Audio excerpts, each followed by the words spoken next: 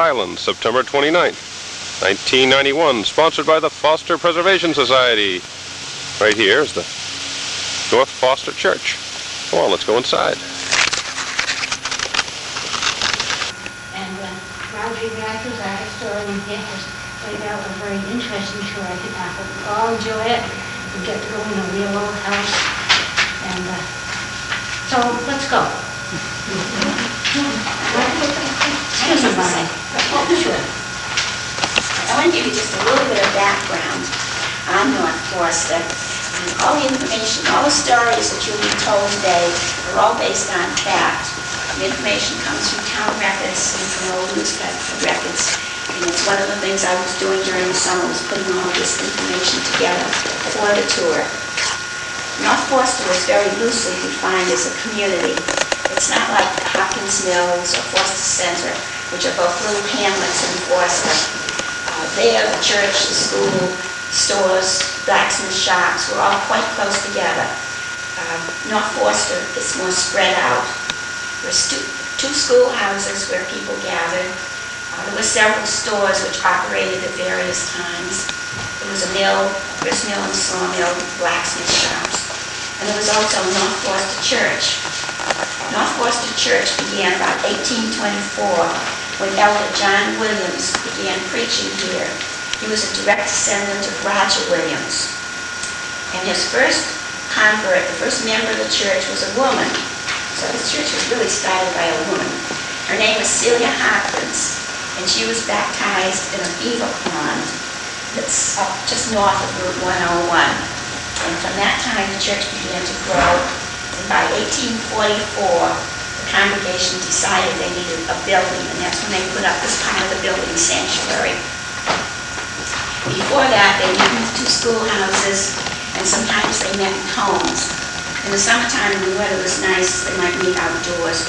And once in a while, there were so many people that they meet in the schoolhouse, and other people would stand around the dooryard to listen to the minister. So that's how North Foster Church began. This stands on East Killingly Road. And East Killingly Road is the oldest official town road in Foster. Scituate was separated from Providence in 1731.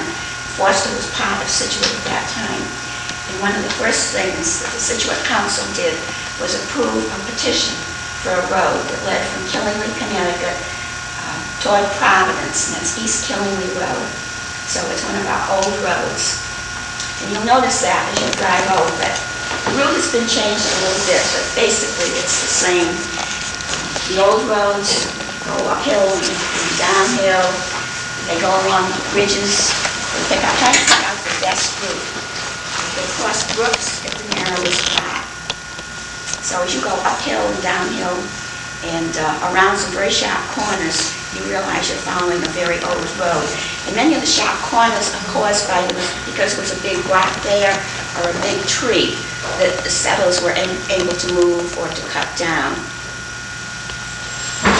You'll see the old farmsteads along these old roads in Foster.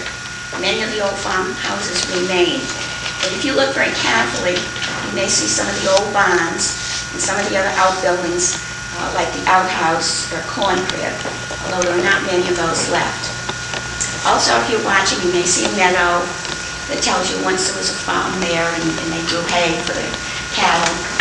You'll see some pastures, perhaps a few cows or a few horses if you look carefully, and also apple orchards. The apple orchards were very important. The basic economy in Foster was farming, but many of the farmers had a secondary occupation.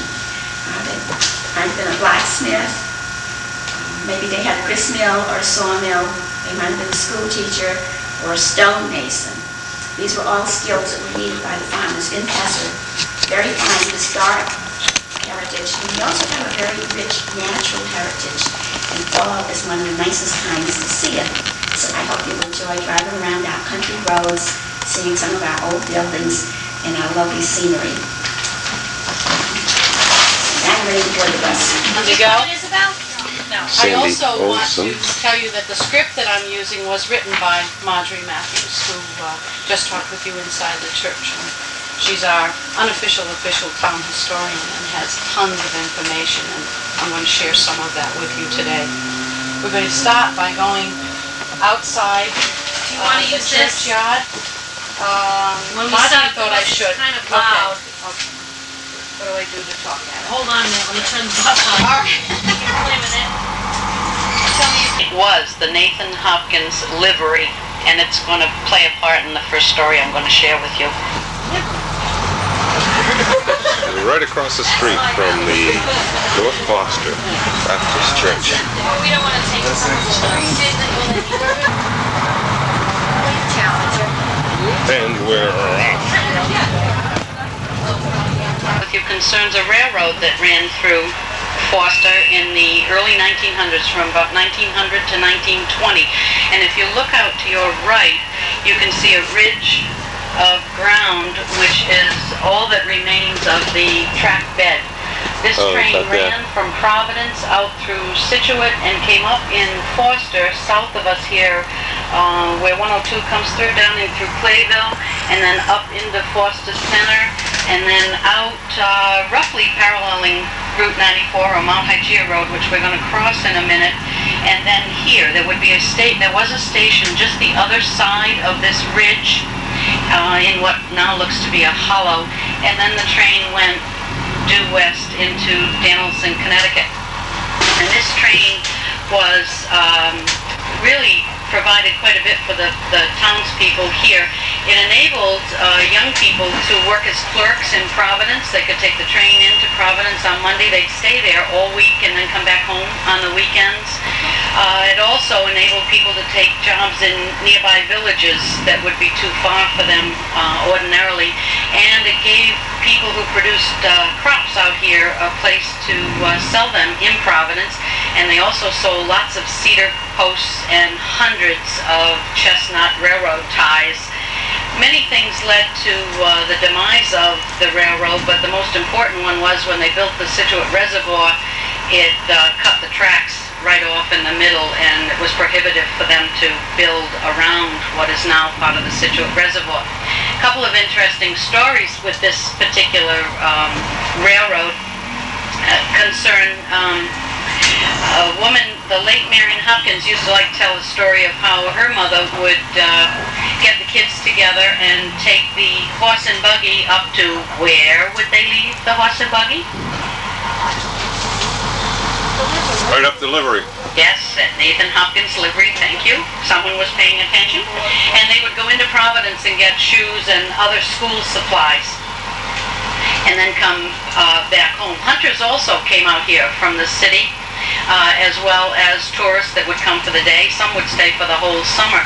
And the hunters would bring their dogs and leave them in the little foyer at either end of the railroad cars till they got out here, and then they'd have a day in the woods.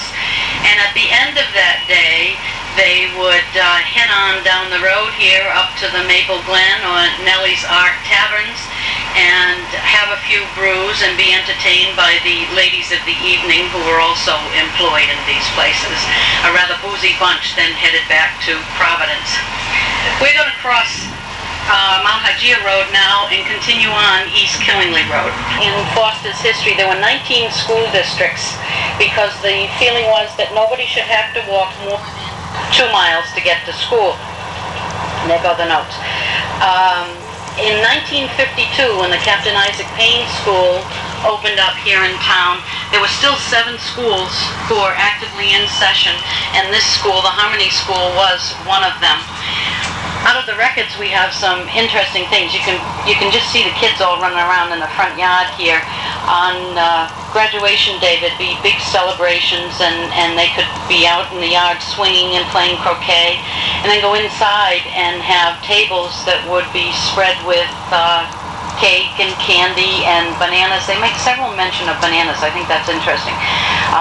Cakes, ice cream that Elmer Stone made, and pies and ice-cold lemonade. Along with this celebration, the mothers in those days, much as mothers still do today and other groups, work to have fundraisers. In our school, we just finished a magazine drive to buy supplies for the schools. And one of the things that I thought was interesting, that one supper when they had baked beans and brown bread and apple pie and cakes as well, they also sold bananas and candy and a few other things, and a violin and a piano provided entertainment for the evening. And then with the profits from this, they were able to buy maps and globes for the school so the kiddies could study geography. We're going to head up now, up what is called Bowen's Hill. And you'll notice it's a hill, but you'll notice how steep it is when we go down the other side. House.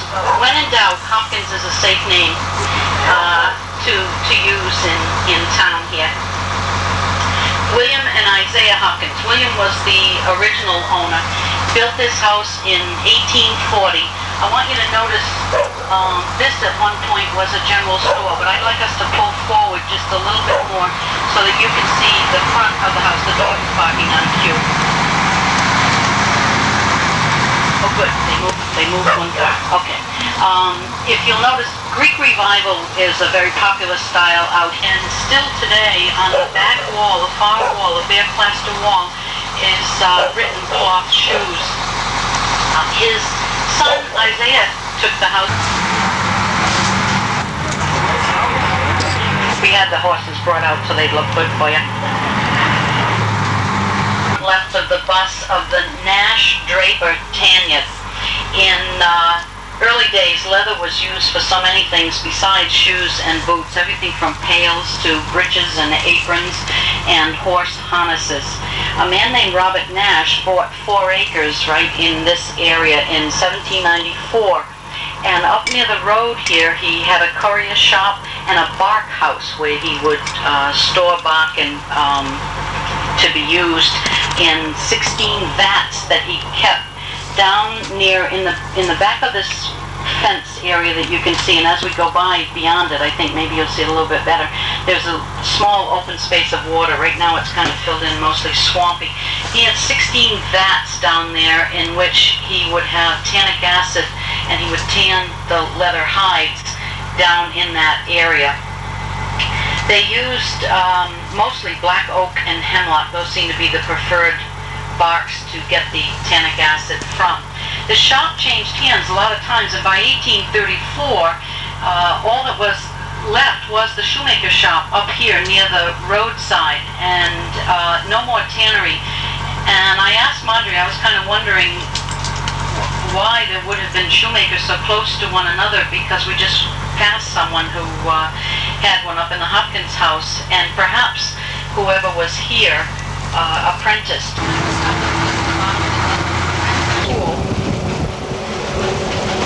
And the driver tells me we're not supposed to go over this bridge. Does it say 5? Is it 5 tons? This is 13 empty.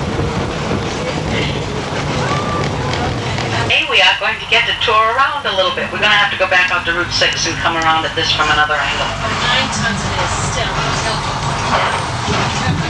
Bus can only the bridge is only supposed to carry 9 tons, and the bus is 13 tons empty. So the bus driver is backing around. Here we are in Hopkins Mills. Not going to spend much time here because it was on another tour.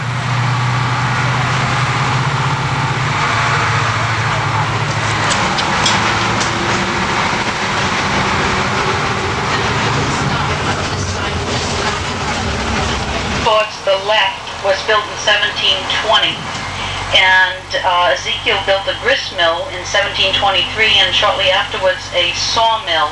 And gradually, from those beginnings, a whole little village developed around these 2 mills, and we just rode through quite a bit of it. And I mentioned to you that we're not going to deal in detail with this area, but this is a beautiful house, and you can admire it as we ride by. And what we're going to do next is to go up Wandering Windsor Road, which cape that you can see, built in 1765, was changed along the way with, again, the Greek Revival doorway that was added at a later time. And just to the right of the main part of the house, where it's recessed area, was a tin shop and more recently an apartment. And I have a neat story that I'll share with you in a little bit about that apartment. And then to the right of the tin shop is a garage that used to be opened until the '38 hurricane. Mrs. Priscilla Lundblad, the present owner, is going to take you on a tour of the inside of the house and the outbuildings. There are several really neat old outbuildings still here. Danielson, where they stored the corn and the vegetables and things for the winter. It was moved across the street about 25 years ago. My father moved it over here and made it into a shop. Yeah, the whole end of that is new. And that's where he had all his tools, and now my brother-in-law has all his tools, and they work up there. My sister and I turned this into a little shop, so we're working here now. That's why it smells so good, all the herbs and things. You did all these? Yeah, my sister and I do them. Yeah. Are you Becky? Yeah. I'm over here, my village with Flora. Oh, I'm Becky, yep. No, is she your grandmother? Flora's my grandmother, right? Great lady. Yep, she's a nice lady. She sure is. Oh, yeah. The TV is...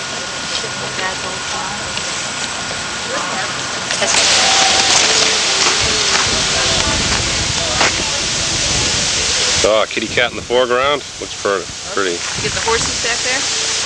Yeah, that's all. I'll open the door so you can see inside. The barn.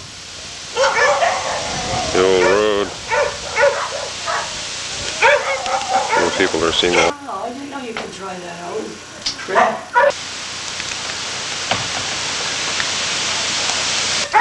And in the fall, when they killed the pigs, they all installed them in almost 400 acres. And he gave each of his 3 sons a section. This was William's section. Colonel John was in Steers Orchard, and Daniel was over on Maple Rock. And then Christopher inherited the farm up on the hill. So, Carlos had sold it all? oh yes, it only stayed in the Carl family for 2 generations. And they sold it off in 1810. And, well, Arnold sold it off, and he left it there. Somewhere along the line in Victorian times, they put in these larger windows with 2 over 2 windows.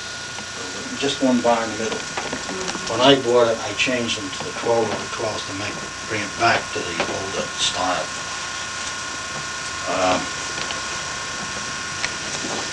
I don't know what else I can tell you about this room either. The fireplace, of course, is another one that I put in. Central chimney. You put this one, you put the 2 chimneys in? Yes, there was no fireplace. That's going to say, how would you dare? It had 2 little skinny chimneys that went up through the roof. Yeah. And that was it. So I called her down and put the fireplace back. Its origins, and I don't know who Stephen Windsor, I don't think he's the one who built it originally. We're not really sure who did. But you can tell it's one of the oldest houses in town. See how low the roof is, and the whole building seems to crouch right into the ground. They use this portion of it for the police training academy. Once in a while it makes the 6 o'clock news, so now you know where it is. In the early 1800s, a man named William Williams built the house that acquired the property here, and he had a sawmill and a blacksmith shop in the building that's to your front on the left. The original house that was on the property when he bought it dates to 1750, and it's directly in back of it. It comes off the back of the house that you now see. And around 1850, the front portion was built, and again, it's that ever-popular Greek Revival style. The sawmill stayed in operation, and then Otis added a grist mill to this. And at one point, the post office was also located in this building to the right. And in 1896, Henry Williams, yes, was appointed postmaster. 10% of the lumber that is milled in the state of Rhode Island. Very little of it, I suspect, at this point comes from Foster, however. We are still on the road, by the way, even though we're in the middle of this display room. Who's here? Summer, okay. I see, it's a yard sale. pretty little site here. In 1855, Joshua Payne had a wheelwright shop and a foundry here. Try saying wheelwright shop, that's a hard one. In 1868, his son-in-law made brass combs on this same site. And if you want to pull up the hill so everybody can see that, and the house itself, out of Texas cattle horns, right here in Foster. Very, very popular with women in those days gone by. So it's really pretty. Farm. But they have pick your own apples here. And Ernie did too good a job of advertising, and last Sunday 400 people picked 3 tons of apples, and there are no more left. However, he saved a few for you for refreshments at 5. And the pot closest to us, again, Greek Revival, is about 1835. And to the right in the back of the house there, you see an outhouse and a wash house. And we saw a wash house at the Caldwell Home convertible for us to see. And then in front of us, the white building, which is now the store where ordinarily Ernest would be selling apples. He is selling, however, cider and apple pies only today. And that was a a coffin shop. That cider was a common drink, and vinegar, of course, for preserving. And if you look back, the present owner, Ernest himself, is a descendant of the Paynes, and this is one of a few farms in... Thank you. And we would like to invite you back inside for refreshments, and especially one of Ernie's apples, and ask Margery questions that I...